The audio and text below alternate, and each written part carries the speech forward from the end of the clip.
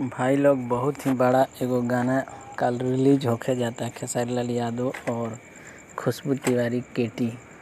बहुत बड़ा गाना बा मछरिया जौन वीडियो कल वर्ल्ड वाइड रिकॉर्ड चैनल से रिलीज हो रहा है 18 तारीख को सुबह 6 बजे रिलीज हो रहा है। तो बहुत बड़ा गाना है। सिंगर इसमें खेसारी लाल यादव और खुशबू तिवारी केटी है।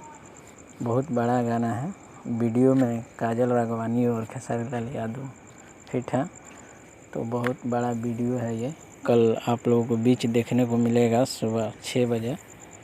तो ढेर सारा प्यार आप सब दिन ये गाने के। और चैनल है भोजपुरी हिट खबर, सब्सक्राइब कर लें और लाइक करें, कमेंट करके बताएं वीडियो कैसा लगा है।